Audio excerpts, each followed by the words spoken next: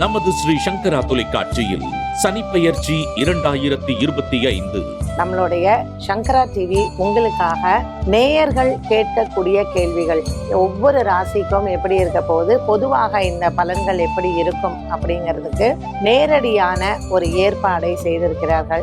நானும் ஹரிபிரசாத் சர்மா சாரும் உங்களுடைய கேள்விகளுக்கு பதிலளிக்க வாணி மகால்ல காத்துட்டு இருக்கோம். மறக்காம வாங்க. இடம் Vani Mahal mini hall, T Nagar, Chennai. நாள் மார்ச் 25 செவ்வாய்க்கிழமை. நேரம் மாலை 6 மணிக்கு. அனைவரும் வாருங்கள், அனுமதி இலவசம். மேலும் விவரங்களுக்கு 9677761352. இன்றைய தினத்தினுடைய ஆன்மீக தகவலாக, இதை ஆன்மீக தகவலாகவும் பார்க்கலாம், ஜோதிட தகவலாகவும் பார்க்கலாம். அதாவது இன்னைக்கு இந்த சுக்ராஸ்தமனம் அப்படின்னு சொல்லி பார்த்தோம் இல்லையா? இந்த சுக்ராஸ்தமனம் என்றால் என்ன, எதிர் சுக்கிரன் என்றால் என்ன, இந்த எதிர் சுக்கிரன் சுக்ராஸ்தமனத்தெல்லாம் எங்க பார்க்கணும், எதற்காக இதற்கு இத்தனை முக்கியத்துவம் அப்படிங்கிறது தான் பார்க்க போறோம்.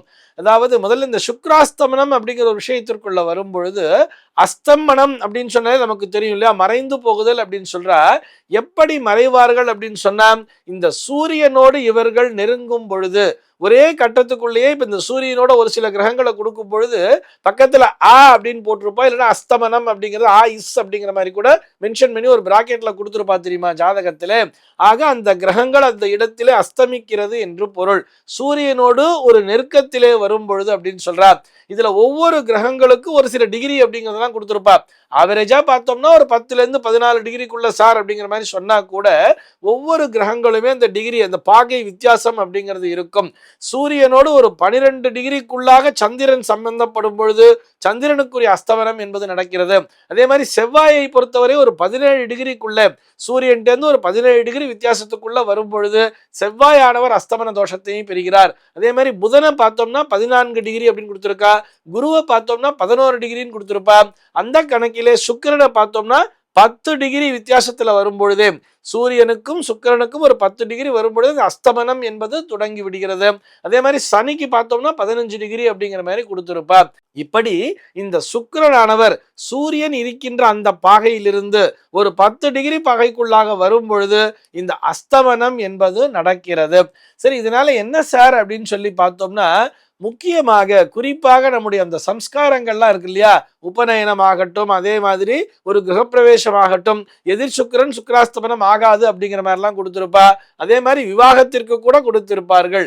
யாருக்கு அப்படின்னு சொல்லி பார்க்கும் பொழுது, யஜுர்வேதத்தை பின்பற்றக்கூடியவர்களுக்கு இந்த சுக்ராஸ்தமனத்தை முக்கியமாக பார்க்க வேண்டும் அப்படின்னு சொல்றார். அதே மாதிரி எதிர் சுக்கிரன் அப்படிங்கிறது வந்து இந்த கிராமங்கள்லாம் ரொம்ப குறிப்பாவே பாப்பா தெரியுமா.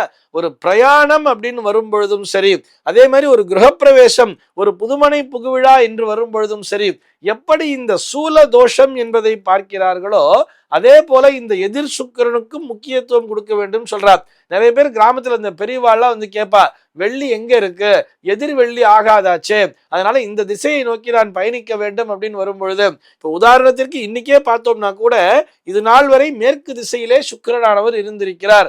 இன்றைக்கு மேற்கே அஸ்தமனம் அப்படின்றத கொடுத்துட்டு 31ஆம் தேதி அன்னைக்கு பார்த்தோம்னா கிழக்கே உதயம் அப்படின்னு கொடுத்திருக்கா இல்லையா. ஆக இந்த மார்ச் 31ஆம் தேதியிலிருந்து பார்த்தோம்னா சுக்கிரனை நாம் கிழக்கே தரிசிக்க முடியும். இந்த சுக்கிரன் அப்படிங்கிற பிளானட் நம்ம கண்களாலேயே, வெறும் கண்களாலேயே ஆகாயத்திலே தரிசிக்க முடியும் தெரியுமா. நல்ல பளிச்சுன்னு ஒரு ஸ்டார் அப்படிங்கிறது இருக்கும் இல்லையா, விடிவெள்ளி அப்படிங்கிற மாதிரி கூட சொல்லுவா. இந்த வெள்ளி என்கின்ற இந்த சுக்கிரனை நம்மால் வெறும் கண்களாலேயே தரிசிக்க முடியும்.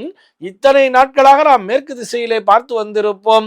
இதையே 31 மார்ச்ல இருந்து பார்த்தோம்னா கிழக்கு திசையிலே வெள்ளியை கண்கூடாக காணலாம். இது அத்தனையுமே நம்முடைய பஞ்சாங்கமானது நமக்கு தெள்ள தெளிவாகவே உரைக்கிறது. இந்த எதிர் சுக்கிரன் இருக்கும் பொழுது, அதாவது கிழக்கே சுக்கிரன் இருக்காருன்னு சொன்னோம்னா அதற்குரிய பரிகாரத்தை செய்து விட்டுதான் கிழக்கு திசையை நோக்கி பயணிக்கணும் அப்படிங்கிறதையும் சொல்றார்.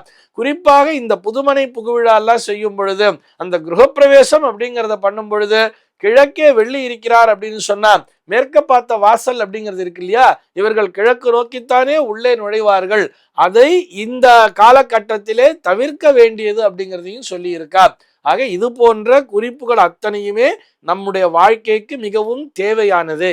இந்த தகவலோடு இன்றைய தினம் நான் உங்களிடமிருந்து விடைபெற்றுக் கொள்கிறேன். மீண்டும் உங்கள் அனைவரையும் நாளைய தினம் ஒரு சுவாரஸ்யமான தகவலோடு சந்திக்கிறேன். எம்பெருமானினுடைய திருவருளினாலே இந்த நாள் உங்கள் அனைவருக்கும் சுப தினமாக அமைய வாழ்த்துக்கள்.